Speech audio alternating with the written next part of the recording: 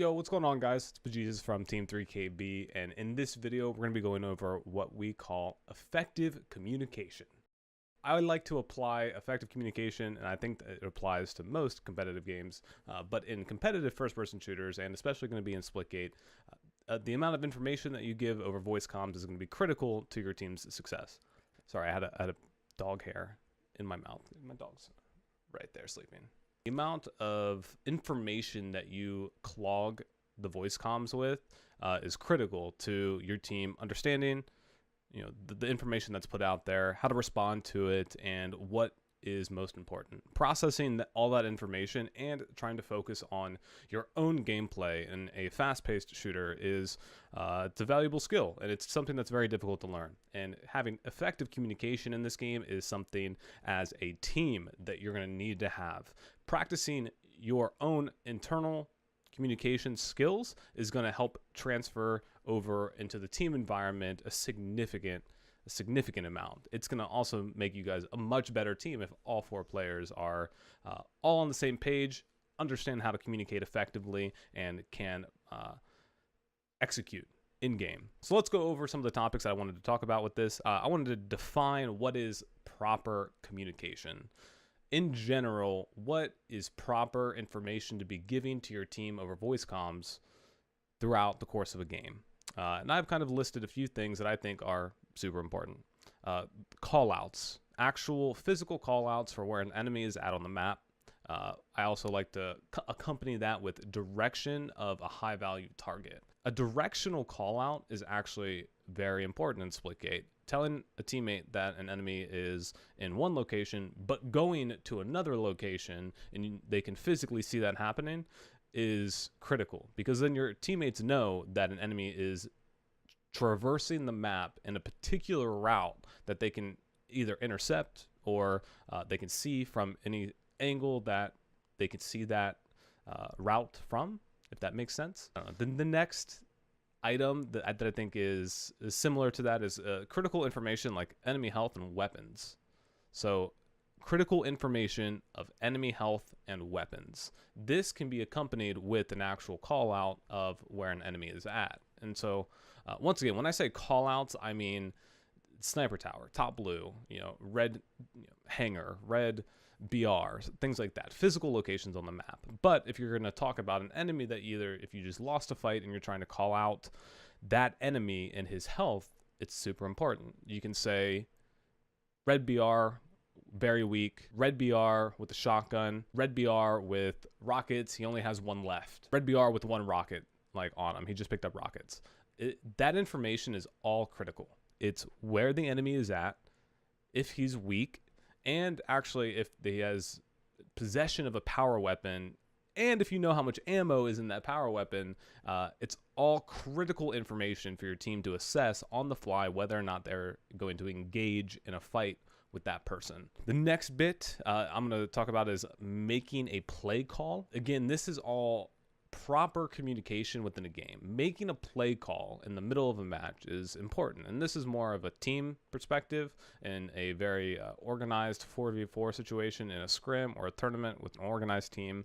In public matches or like in ranked matchmaking, making play calls doesn't happen as often until games are more established and play calls, certain plays are understood by the majority of the community. But attempt to do it if you can. There's a lot of play calls that can be made around securing the next hill, securing a few points on domination, and even in TDM, matches can slow down quite a bit and become a little bit standoffish, especially if teams are playing around power weapons. And you can talk about how to make a play to either secure a new power weapon coming up or break a setup that a team has. The next part of proper communication that I think is super important are weapon timers and new objectives. So weapon timers, I know in Splitgate you can see when a new weapon is about to respawn 15 seconds prior to it being up, and you can also see the same thing for a new hill spawn in King of the Hill. That's all great, but having 15 seconds is always not the easiest thing for all four players to design and maneuver a map and execute a proper play to get themselves in position to secure those objectives or those weapons. 30 seconds to 40 seconds prior to when these things happen, you guys if you all have effective communication as a team, can relay that information and players can act on that. I think weapon timers, identifying when they're going to respawn when you pick them up, is very important, because a lot of times weapons don't get picked up immediately on respawn. If you have control of that knowledge, let your teammates know. You can even sometimes on 3KV, Evo types into our team chat what the rocket timers are, shotgun timers are. If he says it out loud, he also is very adamant about typing it in, because a visual representation of that timer, a lot of players can easily remember it if they just see it pop up on their screen like that. I have a generic clip of 3KV playing in a tournament, and I think that this helps define proper communication completely. I'm watching this. Guy on B. Just got shots, weak. There's a guy red hole somewhere, maybe red attic. I'm capping B. Red hall again. I'm watching your rail. Two. One more on me on shotgun. 3 dead, cap B. I'm gonna Nice. like neutral A as Rail well. gonna 10, Jello. Oh, rail one. Yeah, I died. Neutraling A. Yeah, but they might spawn C side. Yep, I hear C.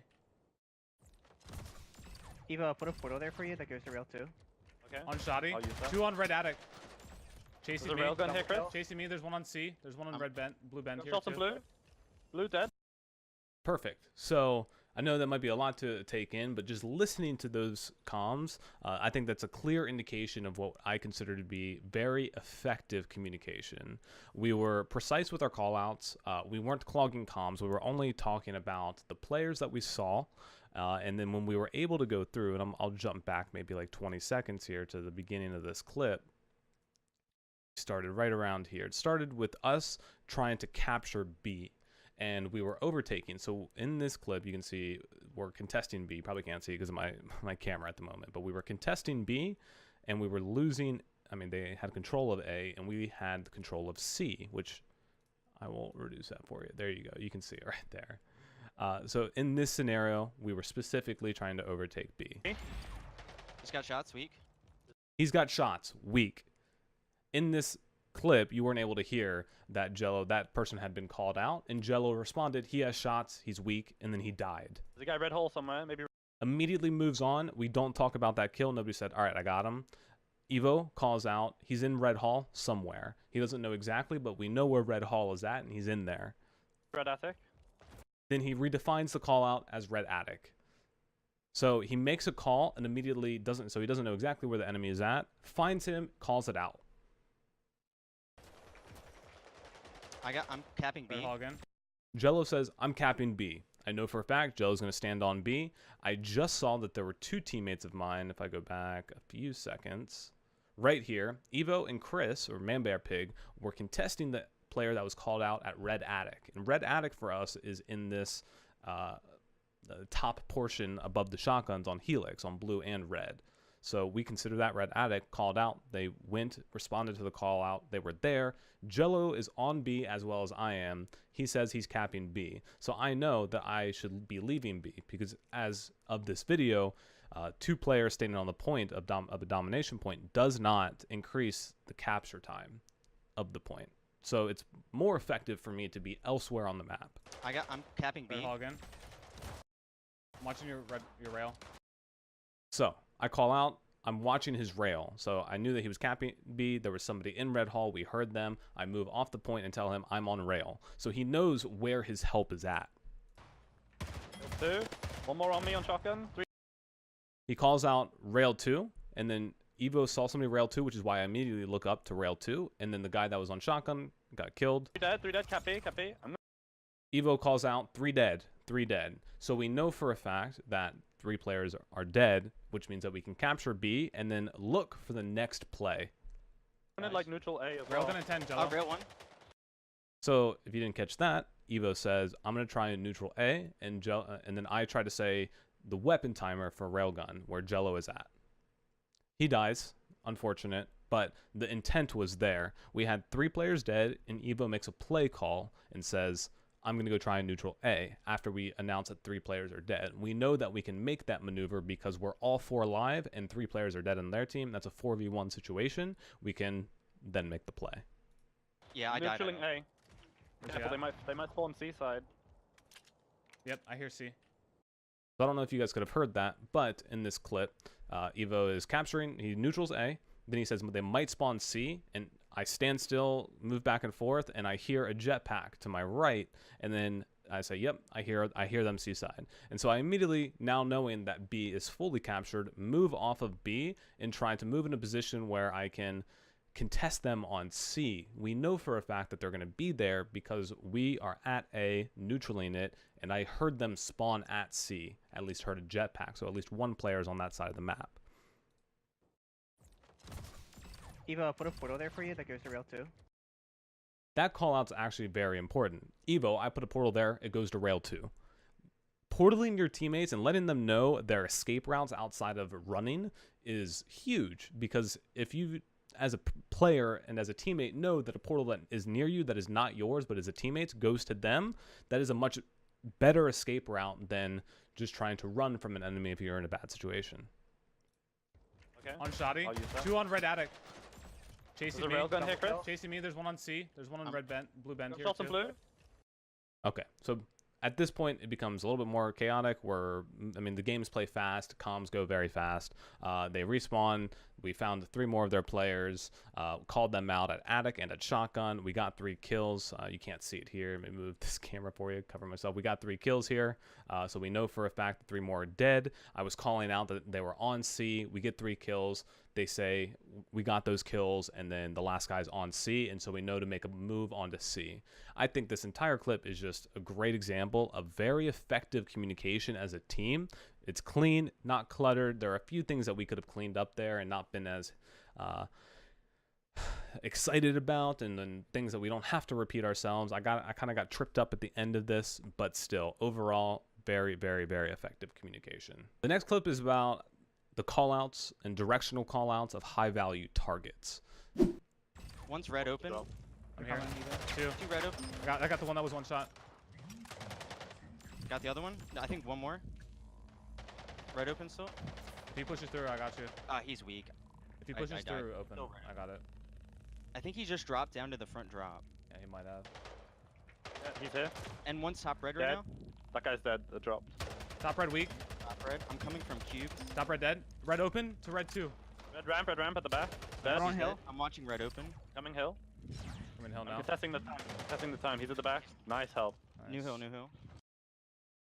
Perfect. So if you're listening there, Jello was kind of leading the comms for that. Names of areas that we come up with on 3KV for callouts of maps, we give them relatively generic names, and we want them to be as close, if possible, only one syllable to pronounce, just because a directional callout is more effective than a long call out that defines an area, because a lot of times you need to be able to call out an enemy that is moving towards a singular, moving from one point to another, top red to back red, easy enough to call out.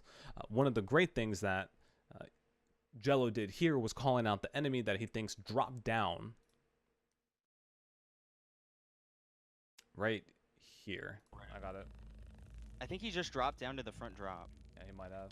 Front drop for us is like a drop in front of the, what we call now red chin. There's a small portion underneath the lip that I was just at here that you can drop down to into the bottom of red to contest the point. So he gave a direction. I think he dropped down there. The next portion of it is when And there one's was a top call red out. right Top That red. guy's dead. It dropped. Top red weak. Top red. I'm coming from cube. Top red. I'm coming from cube. That's a huge call out as well. Jello saying I'm coming from cube means that I know the route that Jello is going to be at to be able to help assist with the next set of callouts or where players may be at. So not only enemy directional callouts, but letting your teammates know where you're at and what route you're taking can be an effective callout for another teammate of yours to be able to make a decision. Dead. Red open to red 2. Red open to red 2. Red open is this portion of the map. Open side is, it's going to be, I think this was a bad call out. What this should have been, this should have said, I should have said red elbow. That's where he was coming from. Red elbow to red 2. So that was a mistake on my part as far as what the actual call out was, but it was, the intent at least is there. The direction. Red open to red 2 is where an enemy is at and we know where he's moving towards. Cool. Making a play call is also going to be something that I think is going to be more prominent as the longer that the game is out, especially, like I said, in ranked matchmaking games. But in a team environment, making a play call and your teammates listening to it, the play call itself needs to be understood as to what you're talking about and what needs to happen in that play call. But making sure that you effectively communicate that play call during the course of the game, not stuttering or not clogging the comms with what you're trying to do. You guys need to be able to come up with plays that you can call out in the middle of a game where all 4 players know exactly what you're talking about and how to execute on that. And this example is of that. Cool, I'm coming. One Using shot, red open. dead. Dead. 2 top open, 1's dead. Got both. Nice shotgun down there, shotgun down there. I got the shotgun. Punching red side. New hill red in 15, so I'm gonna hold red side. Push 2 to red side. Yep. Yeah. Easy. This also goes along with identifying new objectives. So in this scenario, the play call is new objective on red. I'm on red. Push 2 to red. What that means is where we were at previously on the open side hill. If I go back here. This is open hill. You can see all 4 of us I got the shotgun. are all on open. Jello just died. So there's 3 of us here. Let me go back and just at least pause, right? Jello dies, 2 Man Bear top Pig and open, 1's Evo, dead. and myself are here. Got both. Nice. The play that we understand internally is if we're moving to the next hill, the person who's currently on the hill stays there to get scrap time, and I called to push 2 there to the next point. Knowing that I'm there, only one other person needs to accompany me. Chris, or Man Bear Pig, pushes with me to secure. You can hear him say, yep, when I make the call. Shotgun down there, shotgun down there. I got the shotgun. Punching red side. New hill red in 15, so I'm going to hold red side. Push 2 to red side. Yep. I immediately understood we're pushing 2 to red side. What that means to us is go get to the next point, push into red. Chris is there with me. Evo gets scrap time. Jello respawns, and he will try and make an attempt to either get to Evo or get to the red, safely. All right, so I mean that's callouts, direction of high-value targets, critical information like enemy health, making play calls, and weapon timers and new objectives. But let's talk about how to improve your communication in game and the things that you can do to avoid or improve on to make sure that your communication is effective. One of the big things is going to be reducing clutter, making sure that you are only giving out the pertinent information that you need to give over voice. The more you attempt to add fluff to what you're trying to say, the more you're going to stutter, the more you're going to clog the comms, the more you're going to be drowning out another potential important piece of information that your teammate might have. Reduce the amount of words that you're using when you're using voice comms. You don't need to make a paragraph long call out. It really doesn't need to be that elaborate. But things can be adjusted. Of course, in a team environment, you guys can talk about how you want to communicate. But I think overall, it's a very generically good piece of advice is to reduce the amount of things that you're saying, but keep it very important to what you're saying. The next bit, don't complain. Don't fucking sit here on your microphone and when you die, say, fuck, shit, he killed me. Like, fuck, I should have played better. Don't make any voice comms in a team environment that aren't important to your teammates. Internalize it, mute your mic. I know you see a lot of streamers now are very active on complaining, and I am by no means a saint when it comes to bitching and moaning about the ways that I've died. But in a tournament setting or in a very, very serious scrim setting with your team, it's incredibly important to not talk about the bad things or not to clutter the comms with complaints. It is not effective. It means absolutely nothing to your teammates. It adds nothing of value to the voice comms. So don't do it. Just flat out don't do it. Do it on stream. Do it in ranked, maybe. Be a little bit of a bitch there. But otherwise, don't do it in a team environment. It's not useful. Another thing, don't consistently repeat yourself. And this is something that we actually have quite a bit of an issue on 3KV. And I think a lot of teams that play competitively tend to have repeated comm issues. It clutters the comms, first and foremost. And secondly, it's not necessary. If your team's communication is clean and effective, like this video will hopefully help you guys be, making a repeat call out, especially very quickly is not effective. It is actual just clutter, and it doesn't mean anything. And if your team is able to respond to all the callouts that are made, and there's a clean environment for callouts that are being made, repeating yourself is actually just very annoying, and it's not necessary. So I have an example of that as well, and this is from our own perspective where we do it multiple times. BC, and I'm just gonna keep neutraling as long as I get it. Chris, Sector 6 coming from blue. One's coming up to C right I now. think he went blue 1, he went blue 1. I can't I'm help going C. blue one. I'm going blue one right now. Yeah, he's blue too. A couple shots. 748 new shotgun. Dead. 748 new shotgun. All right. So in this situation, there was actually 3 callouts. Sector 1, blue 1, or sector 6, blue 1, and then the multiple callouts for the shotgun timer. Shotgun timer, I'm not as concerned about for reiterating what the timer is, because in these games, the shotgun is high priority, but the callouts don't need to be repeated multiple times. Again. From blue. One's coming up to C right now. I think he went blue 1, he went blue 1. I can't I'm help going C. blue one. I'm going blue one right now. He's going blue 1. I'm going blue 1. I'm going blue 1. There's no necessity for you to say that multiple times. And we know this internally, that when we make a call out, that it's being listened to. And if I'm responding to the call out by saying I'm chasing, or like I'm going blue 1, it's known. It just doesn't need to be repeated. So this is even something that we struggle with and that we're working on internally. We're not, perfect when it comes to comms, but this is absolutely something that you guys can work on yourself when you're just practicing or doing ranked, or overall trying to get better with your communication. Next thing on what to improve on, guys, is don't yell. We get very excited sometimes when we are in the middle of a very intense match, and it happens to everybody, but yelling and trying to be loud and be heard when you're making a call out is not a healthy voice communication environment for your team. So try and reduce the volume at which you are communicating a lot. Be calm. Be calm, but have a sense of urgency if there needs to be a sense of urgency. If you're at the end of a game and there's something important, especially in a team environment, at the end of games, close games especially, there should be an understood plan on certain play calls, but yelling and trying to yell over each other makes a very unhealthy team environment. A lot of times I've seen players get really upset that they're being overridden by a player who wants to have their play be heard or be adhered to. So if there's a difference in communication when making a play call during a game, sometimes that bit of friction for your teammates can happen when you're trying to make a decision on what to do, but you start yelling your play and getting louder than the other person. It just is not healthy. Just don't do it. Try again, reduce the volume at which you make a call out. Make yourself heard. If there needs to be a sense of urgency, like I said, have a sense of urgency, but don't yell. Okay.